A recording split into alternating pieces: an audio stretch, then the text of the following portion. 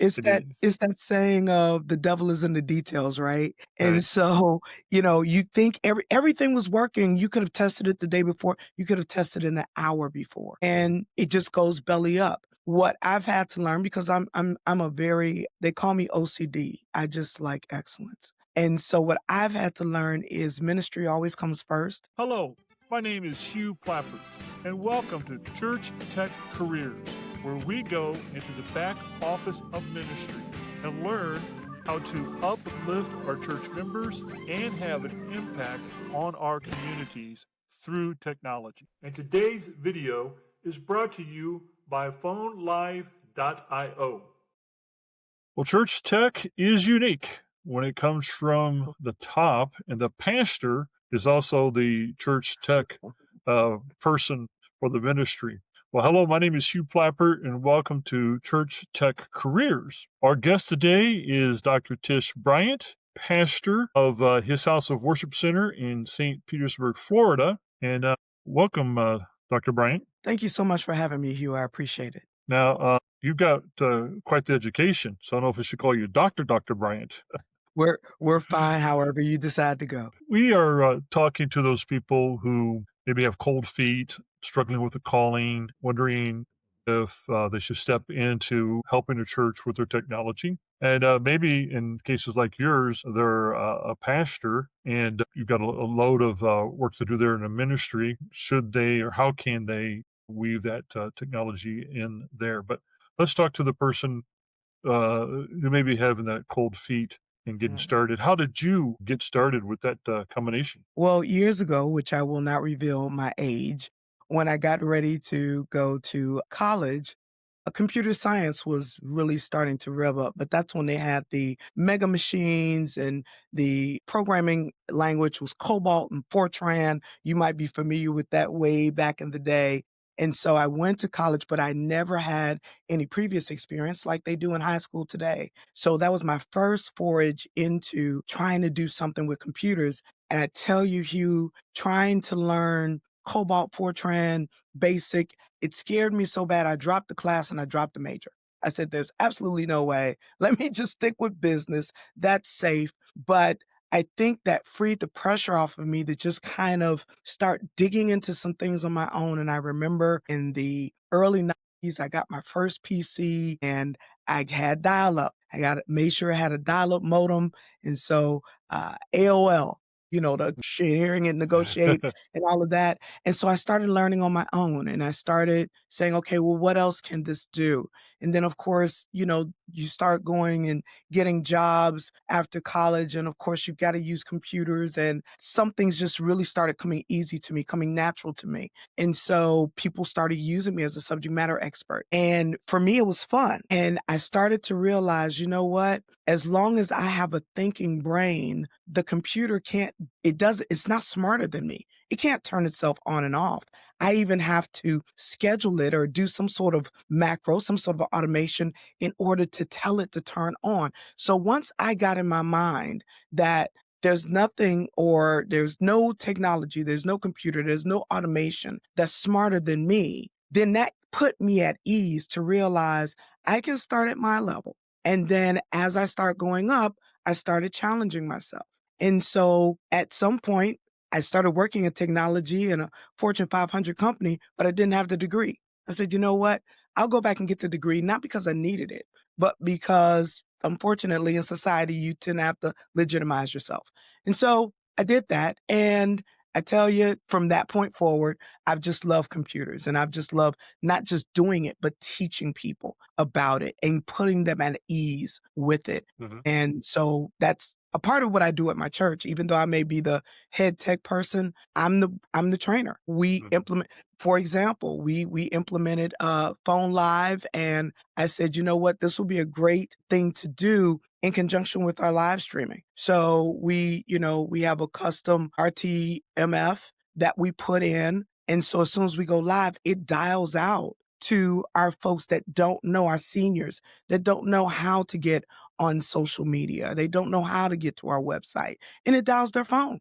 And so Right. audibly they can listen to our worship service. So I want to thank you for the service. But yeah, it's I was able to teach our volunteers how to make sure that they troubleshoot, make sure that folks can get it. So Mhm. again, for me, it was starting off with I wanted to do it, didn't know how to do it, took the pressure off myself, learned up at my own level. So, where and how did your technology background integrate with ministry? I've been in ministry for over 25 years now. I've been doing technology before that. So really it was the marriage of two things that I love the most, the Lord and technology. So as I started in ministry and as I started supporting other pastors at their churches, and I started looking at how they were doing some things that took a bit of time or they were kind of doing some workarounds to do things, I would just kind of say, hey, is it okay if I assist in this because I have an idea and I think it'll work for you? And because oftentimes nobody wants to do the mundane, long task of doing something, they say, sure, see if you can make it work better, faster, whatever. And so I would do it. And then when I bring it back, they go, how did you? Nobody's going to be able to do that. And I go, well, I've already written up a script for them to be able to follow. And I will walk alongside them to do it. But, technology and ministry again, so probably at least 25 years plus, but technology longer than that. So it started a long time ago. And as technology grows, I'm able to grow along with it. And I'm also able to understand the significance of being able to use that to reach the lost. Yeah. Now, I don't know what your doctrine is, but I believe there's a devil in computers. Have you ever had that situation where you're up against the wire, you gotta get something going, and man, it just blows out and it doesn't Oh, yeah. work? And Absolutely. uh, It's it that is, saying of the devil is in the details, right? And right? so, you think everything was working. You could have tested it the day before. You could have tested it an hour before. Mhm. And it just goes belly up. What I've had to learn because I'm a very they call me OCD. I just like excellence. And so what I've had to learn is ministry always comes first. And hey, if the live stream doesn't go, well, then okay, God, you didn't mean for it to go. So we're not going to allow that to stop us. We do try to have fail safes in place, of course, but ministry is always paramount. You mentioned my doctorate is in ministry. So, even with that, I have an undergraduate in technology, but all of my graduate degrees are in ministry because ministry is always paramount and technology is the tool in which that we get the gospel out. Have you ever seen God step in through technology to extend your ministry and impact lives? Absolutely. I think that the biggest witness that we can give or testimony, and I think many testimonies came out of the pandemic because we were streaming, but not really streaming, right? We were Mhm. using Facebook Live to go live. Before that, we were recording to SD cards and then we would kind of archive those. But when the pandemic hit, I wasn't ready. It caught me for a loop. And so still working, of course, my job, but everybody's shut in. Everyone's trying to wrap their minds around this whole thing that's overtaken not just our nation, but our world. And at the darkest of moments, we've got to figure out how to get that light out. And so I think the first week we did it by phone. And then the next week we learned how to do it, by Zoom. And my husband's a musician, but then trying to do music over Zoom was horrible. And so then figuring out ways and then just building on it week after week. And we were streaming to Mhm. Facebook and YouTube and watching the comments of folks that were hearing the gospel and folks that I knew personally were not going to church, Mhm. family members, personal friends that to this day they don't necessarily step into the four walls of a building that's designated for worship services, but they'll get on a live stream and they write, "Man, you just spoke to my situation. You just spoke to my need." Folks have messaged us for prayer.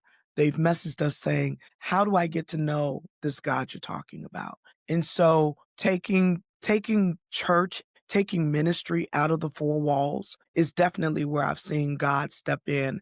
It, I while people say, there have been trains of thought that, COVID was because of judgment or punishment or whatever. I believe that it was an opportunity for God to give those in the body of Christ an opportunity to say, okay, they're not coming in your doors. How are we going to get outside the walls and go ye therefore, like the Great Commission says? Yeah. On your bio, it talks about you like to focus on ministering one person at a time. When it comes to technology, how do you balance like live streaming and yet make it personal? Because we try to make sure that our experience on the live stream when we go virtually is just as intentional as it is inside. So we make sure that they're able to read the scriptures in lower thirds. We make sure that if folks are on our live stream and they say good morning, we'll when we're doing fellowship inside, we'll say, hey, say good morning to us so that we can shout you out in the room and we can shout back out to you. And so the person at the media table, he gives me the names and I shout them out, or I go out on Facebook and on YouTube and I see who's out there and I call them out by name because, it's kind of like the Cheers theme song, right? Sometimes you want to go where everybody knows your name. So we want to make sure that we do make it personal in that regard as best we can so that we can build those relationships. It's really important for us to build relationships, not just in our ministry context, but just in the body of Christ. Building Mhm. relationships is what Jesus did. And it was through that he was able to get the 12 disciples. And it was through that the disciples learned how to establish churches. Yeah. Ministry requires money. We don't like to try to think of it that way, but it's not free, right?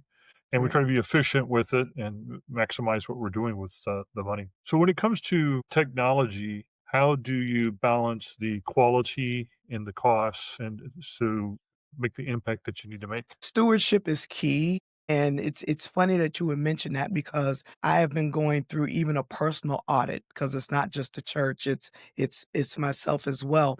I've been going through a personal audit of my tech stack. What do I use in order to get things done? And so AI has become a really great resource in that, in terms of me saying, hey, I use ABC. These are the features that I use of that. Give me comparable, solutions that, and here's the pricing point that I'm paying monthly, I'm paying annually. Give me comparable solutions to that is less than that pricing point. And so, and I go through and I, test them out. And if they work, then, I switch it out. And so it has to be, our budget should never go more towards technology than it goes towards outreach in ministry, because to me, technology is important, yes, to get the word out, but it's even more so important to have that personal touch. So even in our communities, if we're putting so much in technology, what are we leaving to reach our communities, our mission ground where we've been physically stationed? So it is very critical. And technology, as time goes on, as efficiencies are developing, as rebuilds happen, it's not as cost prohibitive as it used to be. And so that's one of the things that, as I now also have my own consulting business for pastors, is to make sure, hey, first of all, what's in your closet? What are you using and you're not using all the features? And then secondly, what can we do more efficiently? What can we do more economically? How can we be better stewards over what God has given us? So what is your passion that gets you excited about leveraging technology in ministry? I think it's the light bulb that goes off in folks' eyes when they see what can happen with technology. When I meet with other pastors and they come in and maybe they just want to come and see our setup because everything in the church I set up, and they want to see and they go, wow, how are you able to? And I'll give them a rundown. Well, this, you're able to do this with that. And if you can't do it with that, do you have an iPhone? And on the Mhm. iPhone, you can get this software and it'll do X, Y, and Z. So to watch the light bulb go off to, uh, you know, fellow clergymen to say, we can do that. We can reach others as well. When it comes to my members, it's, oh, you guys get on, social, no, Zoom or something like that for Bible study. I'm not going to be able to do that. Sure, you can. I'm going to send you a link. That link is going to take you straight in. You don't have to do anything. And then I'm going to send you some screenshots. What kind of phone do you have? I've already got a guide for you. Here, take this guide. This is going to show you how to turn your camera on, This is going to, and it'll show you that you'll have a box that comes up to give me permission to unmute you if you want to talk. You don't know how to raise your hand on Zoom? Raise your hand. I'll show you how to do it. And again, to watch the light bulb go off, because so many people get afraid of technology, and it's nothing to be afraid of. Again, it is never gonna be smarter than you, and society in and of itself is so technology based now. In order to be able to see your blood results from a blood test, you gotta go to a portal. Well, our seniors get afraid of that, but if I can encourage them in our congregation context, then they feel comfortable enough to come and say, "Hey, pastor, you think you have a few minutes to show me? I need to be able to get this." "Sure." And we'll sit down. I don't care how long I've gotta take after church hours. "Hey, you wanna meet me down to the church? We can walk through it." And again, to be able to watch that light bulb go off to say, "This is not out of my reach." So let's talk to maybe the staff, so the pastor and maybe a volunteer or somebody who's thinking about getting into technology. The ministry's first, like you said, definitely first, right? But they maybe are struggling with wanting to ignore technology because they don't want to overtake ministry. Why should they step in and use technology tools? And if they don't, what are they missing out on? Well, if we think about it, let's remove technology out of the equation. Do you have music at your church? Does it overtake or does it complement? Do you have greeters at your church? Do they overtake or does it complement? Do you have folks that work out in your parking lot? I mean, you can go on and they'll say, "Well, no, it complements. It doesn't overtake. It's a part of." Well, that's the same thing with technology. It never takes over. Now, again, if it gets to a place where we're so consumed with how we look on live stream, we're so consumed with whether our tap to give is working or something like that, then yeah, it's now taken it's now given a throne in your church. Mhm. And there's no one that should be on the throne other than the Lord. And so it's one of those you have to continuously look at anything and say,